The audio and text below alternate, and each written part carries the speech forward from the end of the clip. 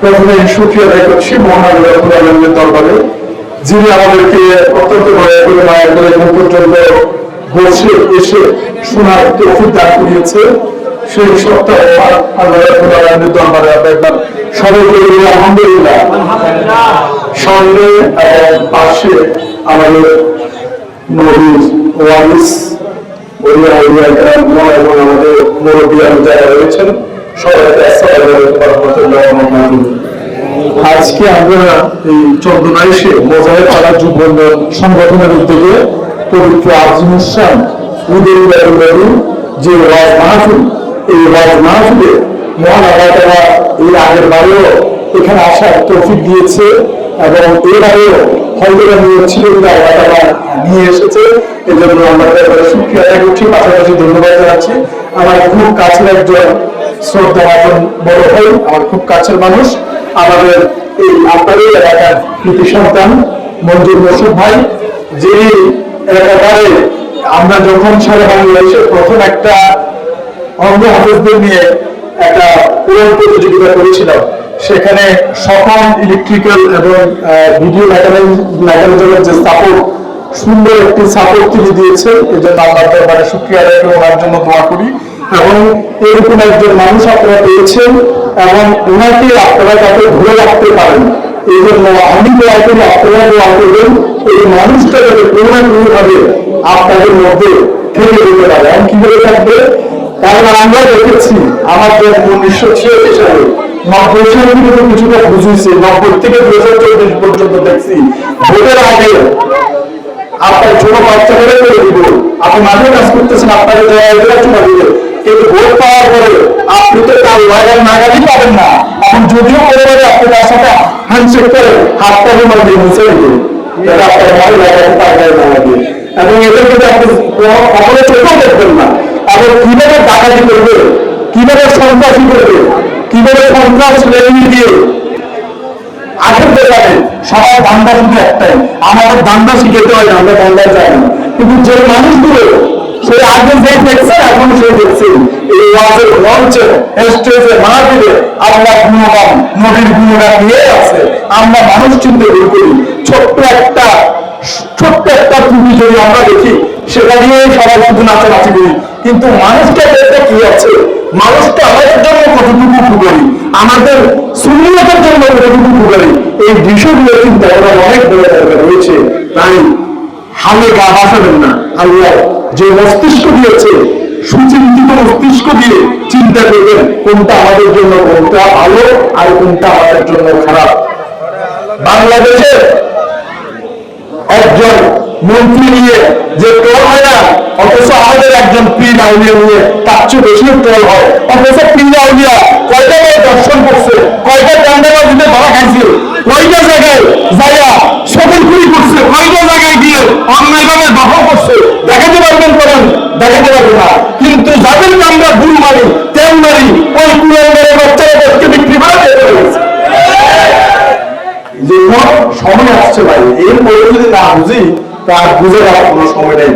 এই যে গতবারের মাহফিল সর্বোচ্চ এই মানুষটা মঞ্জুর মোর্শেদ ভাই সর্বোচ্চ মেধা শ্রম অর্থ দিয়ে এই এলাকার যুবকদের নিয়ে এই যদি ভালো কাজগুলোর মধ্যে যদি সম্পৃক্ত না থাকতো, এরা হয় কোন ঘরে মেয়ে আছে উঠি দিত, কলেজের মেয়েদের ওগুলা টান দিত, আর লাইনে কোন জায়গায় সাদা সাইডে সেই ব্যবস্থায় ঢুকতো, নাহলে কেউ বিদেশ থেকে আসছে কাজগুলো ঢুকতে হবে, এগুলো করতো। এই ভালো কাজগুলোর সাথে যে সম্পৃক্ত রয়েছে তাকে যদি আমরা ধরে রাখতে পারি, আমাদের এলাকায় ভবিষ্যতে আরো ভালো কিছু হবে ইনশাআল্লাহ। আমি দোয়া করি এই মানুষটা একটা জেলার নেতৃত্ব দেওয়ার ক্ষমতা রাখে ইনশাআল্লাহ। আল্লাহ তাআলা তাকে যাতে আমার ব্যক্তিগত উন্নত কোনো না কোনো ভাবে যাতে এই জনগণের সেবক করে আপনাদের মধ্যে যাতে রেখে দেয়, আমরা সবাই আমিন। আল্লাহ তাআলা ওনার মতো মানুষকে করে নিক, কারণ ওনারা থাকলে আমাদের জন্য সবার হারাবে না, কিন্তু লুট টাকার চাকার দল থাকলে দেশ অচিরে রক্ষা করে চলে যাবে। আমার খুবই প্রিয় একটা মানুষ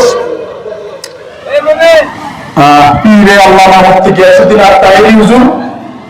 এজন্যই প্রিয় বলি যে আমরা দেখেন আমি অনেক চেষ্টা করি বাংলাদেশে একটা বেওয়ারিশ হাসপাতাল নাই, যে দেশে সিনেমা হল বানিয়ে দেওয়ার জন্য 10 কোটি টাকা ভর্তুকি দেয়, সেই দেশে একটা বেসরকারি হাসপাতাল নাই। কথা বলবে, কথা বললে তো ঢুকে দিবে, তারপরে কথা বলে যাচ্ছে, এখনো ঢুকি নেই আপনাদের দোয়ায়। বাংলাদেশে প্রথম একটা বেসরকারি হাসপাতাল করছি 120 সজ্জার, একজন এমবিবিএস ডাক্তার সহ 21 জন নার্স স্টাফ বাগানের সমন্বয়ে 1 বছর উপর চলতেছে। রাস্তায় যেগুলো পড়ছে, বনের প্রভাব পড়ে, শরীরের মুখটা পর্যন্ত খেয়ে ফেলছে, ফাঁক দিয়ে খাবার খাওয়াইতে হয়। চট্টগ্রামের এগারোটার হাসপাতালের পেছনে 5 তলা ভবন, এখন 70 জন রোগী আছে, শরীরের বিভিন্ন অংশ পোকা খেয়ে ফেলছে, যা দেখতে পারেন। সেই অনুযায়ী আল্লাহ আমাকে আর আপনাকে কতটুকু সুস্থ রেখেছে, সুস্থতা কত বড় একটা নিয়ামত, সেই নিয়ামত আমরা অস্বীকার করি। তো এই জন্য এই ভালো কাজ করতে গিয়ে অনেক ধরনের সমালোচনার সম্মুখীন হয়েছি। ঠিক তেমনি আমার প্রিয় সাহেব, এজন্য বলবো যে উনি এখানে আসার আগে, এখানে যদি সাধারণ একজন হুজুর ওয়াজ করতো, এখানে 3 ভাগের একবার না আবার মানুষ আপনি পাইতেন না। কিন্তু ওনার ছিলেন যে কানায় কান্নার গুণ হয়েছে শুধু ওনার চেয়ারে দেখার জন্য। তাহলে একটা জিনিস চিন্তা করেন, আপনাকে কখন দেখতে চান, আপনার উপর কয়েকজন সুবহানাল্লাহ করে, আপনার সাথে কয়েকজন মোনাজাত করে, একজন মানুষ সম্পর্কে বলা সহজ, কিন্তু তার অবস্থানে অবস্থান করা অত্যন্ত কঠিন। মানুষকে মূল্যায়ন করতে দিব, আমি এই চোখে দেখা এই নিয়ে দ্বিতীয়বার ওনার সাথে আমার পুরো মাহফিলে সংক্ষিপ্ততা। কারণ ভালো গুণাগুণ যদি আপনি না বলেন, আপনি মানুষ নয়, আপনি আগে গাওয়া যাবেন না। এখানে উনি আসছে, আমি অবজার্ভ করছি, পর্যবেক্ষণ করছি, প্রত্যেকটা অতিথির সাথে কি সুন্দর করে মুলাকাত করে বুকের সাথে বুক মিলিয়ে কুকুরাকে জিজ্ঞাসা করে, আমি জিজ্ঞাসা করার জন্যই আমার খবর হচ্ছে। কি সুন্দর এখানে বসে 2টি ছোট বাচ্চা লাগে ফুলের মারা দিচ্ছে, নিজের পকেট থেকে টাকা দিয়ে আগে হচ্ছে। আর কি স্যার, আর কি দেখতে হবে বলেন, আর কি দেখতে চান? এই জন্য মানুষ হওয়ার আগে মনুষ্যত্ব অর্জন করতে হবে। মনুষ্যত্ব অর্জন না করলে কখনো মানুষ হওয়া যাবে না। আজকে অনেক জায়গায় অনেকে দেখতে পাবো মানুষ আছে, ওনাকে শুধু এক নজর দেখবে, কানে কানে পূর্ণ হয়ে গেছে। আপনারা 3 পুরুষের জন্ম নিয়ে আসতে থাকবে, ওনার টাকা আসতে হবে, বড় কাজ কিন্তু বড় অনেক বেশি করি। তাই মানুষ হয়ে আমরা মনুষ্যত্ব অর্জন করবো।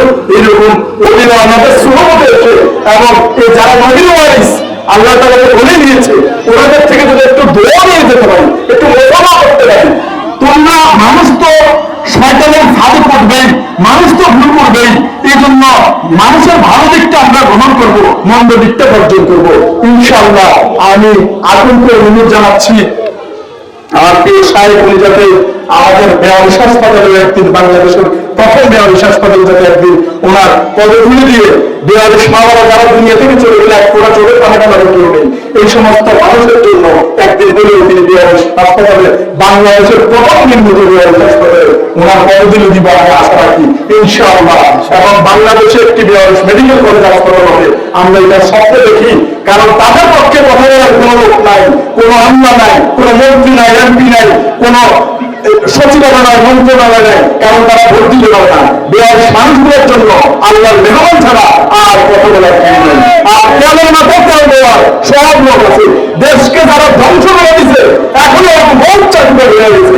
তার চাকরি করার তেল না লাগে, যারা আল্লাহ সোহবতে থাকে তাদের মধ্যে আপনাদের ভালোবাসাটা প্রদর্শন করবেন, নিদর্শন করবেন, এবং সাথে থেকে ইনশাআল্লাহ এগিয়ে নিয়ে যাওয়ার আহ্বান থেকে আমার সংক্ষিপ্ত বক্তব্য শেষ করছি। আল্লাহ তাআলা আমাদের সবাইকে এই ভালো কাজগুলোর সাথে সম্পৃক্ত হয়ে থাকার তৌফিক দান করুন। আসসালামু আলাইকুম ওয়া রাহমাতুল্লাহি ওয়া বারাকাতুহু।